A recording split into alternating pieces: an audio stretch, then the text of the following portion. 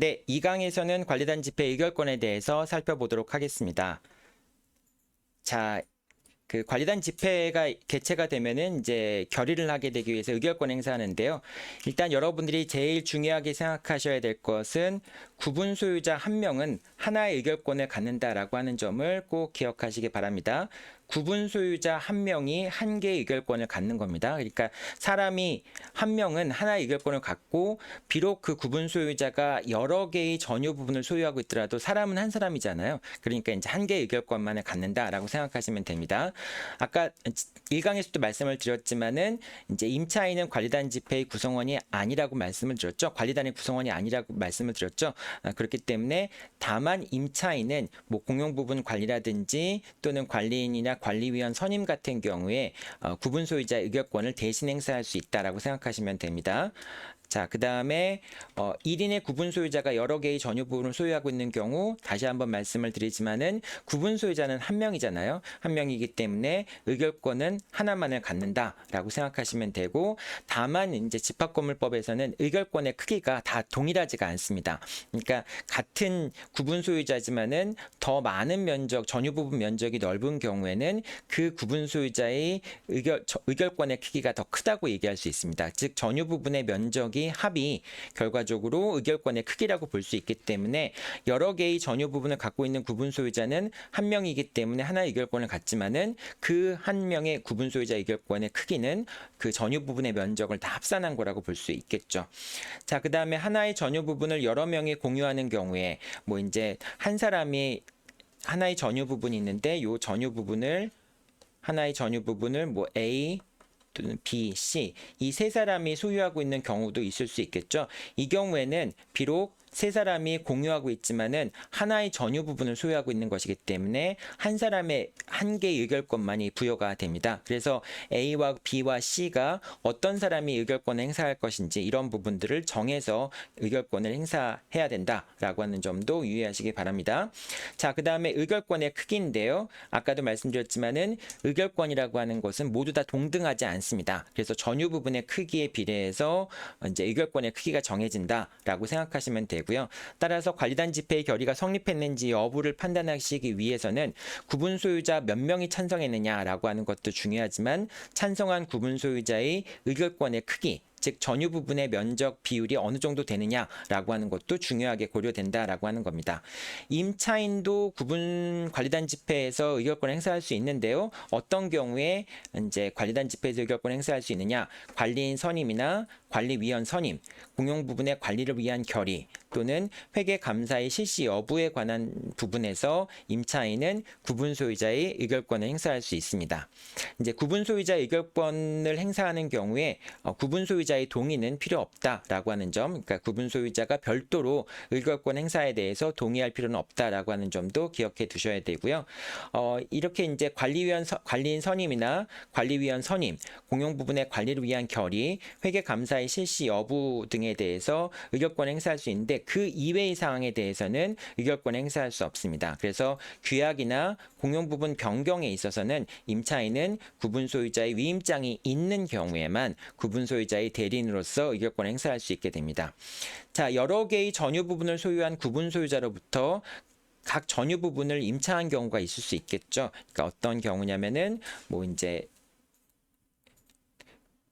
구분 소유자가 여러 개의 전유 부분을 소유하고 있어요. 근데 이 각각들을 이제 여러 개의 전유 부분을 소유한 구분 소유자부터 각 전유 부분을 임차한 이제 뭐 A라는 임차인이 임차했고 이 두 번째는 B라는 임차인, 그다음 세 번째는 C라는 임차인, 네 번째는 D라는 임차인이 이렇게 임차한 경우가 있을 수 있겠죠. 그럼 이제 이게 한 명의 구분 소유자가 이거를 소유하고 있기 때문에 한 명이 구분 소유자가 소유하고 있기 때문에 의결권은 몇 개죠? 하나밖에 없는 거죠. 그럼 이 하나밖에 없는 의결권을 임차인은 A, B, C, D 4명이잖아요. 누가 행사할 것인지를 정해야 되겠죠. 이 A, B, C, D 4사람이 모여서 서로 합의를 내서 누가 의결권을 행사할 것인지를 정해야 될 필요성이 있습니다. 자, 자, 여기 밑에 나온 것은 5개를 설명을 드렸는데요. 어쨌든 구분 소유자가 하나의 의결권을 갖고 있는데 그 여러 개의 전유 부분을 다 임대한 경우에는 그런 경우에는 임차인들이 모여서 누가 의결권을 행사할 것인지 여부를 정해야 됩니다. 근데 이제 구분 소유자가 하나의 전유 부분을 점유하면서 나머지 전유 부분을 각각 임대한 경우들도 있을 수 있겠죠. 아까 5개의 전유 부분이 있는데 그 중에서 구분 소유자가 하나의 전유 부분을 사용하면서 나머지 4개의 전유 부분을 임차한 경우도 생각해 볼 수 있습니다. 그런 경우에는 구분 소유자가 전유 부분을 점유하고 있기 때문에 구분 소유자만이 의결권을 행사할 수 있다라고 보시는 것이 타당합니다. 자, 그 다음에 의결권 행사 방식인데요. 의결권 행사 방식은 직접 투표 방식으로 투표하는 경우가 있습니다. 즉 관리단 집회에 참석해서 구분 소유자가 자신의 의결권을 직접 행사하는 방법도 있고요. 또 서면에 의해서 의결권 행사하는 경우들도 있습니다. 이거는 이제 관리단 집회에 참석하지 않고 미리 이제 소집 통지서에 들어가 있는 서면 결의서가 있습니다. 서면 결의서를 반드시 소집 통지서에 포함을 시켜야 되는데요. 그 서면 결의서를 함께 동봉된 서면 결의서를 통해서 의결권을 행사할 수도 있게 됩니다. 이 서면 결의서는 관리단 집회 개최 전까지 서면 결의서에 따른 의결권을 행사할 수가 있게 됩니다. 대리인에 의해서 의결권을 행사할 수도 있는데요. 아까 이제 임차인도 의결권이 있다고 말씀을 드렸잖아요. 근데 임차인 같은 경우에는 구분 소유자의 대리인이 아니라 그냥 법에 의해서 구분 소유자 의결권을 행사할 수 있다라고 규정하고 있기 때문에 그런 임차인은 별도의 위임장이 없더라도 의결권 행사할 수 있는데 그런 임차인이 의결권 행사할 수 있는 경우 이외에 이제 다른 사람한테 의결권 행사하기 위해서는 대리인한테 의결권을 맡길 수가 있는데 그러기 위해서는 위임장이 작성이 돼야 됩니다. 이때 위임장 작성은 반드시 서면에 의해서 작성이 돼야 됩니다. 그리고 이제 만약에 모든 구분 소유자가 한 사람의 구분 소유자에게 뭐 다 의결권을 위임해 버리면은 그 한 사람이 자기가 다 결정을 할 수 있게 되잖아요. 집합건물법에서는 그러한 문제가 생기지 않도록 하기 위해서 대리인이 모든 구분 소유자의 과반수를 넘게 되려하지 못하도록 그렇게 규정을 하고 있습니다. 수도 있습니다. 그래서 이제 본인 인증을 거친 방법에 의해서 의결권 행사하는 경우도 있을 수 있고요. 그 다음에 스마트폰을 통해서 본인 확인을 하는 경우, 이제 여러분들 요즘 보면은 그 스마트폰에서 본인 인증하는 방법, 뭐 문자 메시지로 인증번호가 오는 경우들 있잖아요. 그런 방식으로 이제 당사자 이제 본인 인지 확인하는 방식으로 의결권을 행사할 수 있습니다. 즉 그런 방식에 의한 전자투표를 통해서도 의결권을 행사할 수 있습니다. 다만 이제 전자투표가 허용되긴 하지만은 이제 문자 메시지를 보낸다든지 또는 이메일로 뭐 의결권 행사한다든지 그런 경우도 있을 수 있겠죠. 근데 그런 경우는 이제 다 허용되는 것이 아니라 규약에서 이러이러한 방법에 의해서 의결권 행사가 허용이 된다라고 규정을 하고 있는 경우에만 그런 경우에만 이제 전자투표가 가능하다라고 생각하시면 됩니다.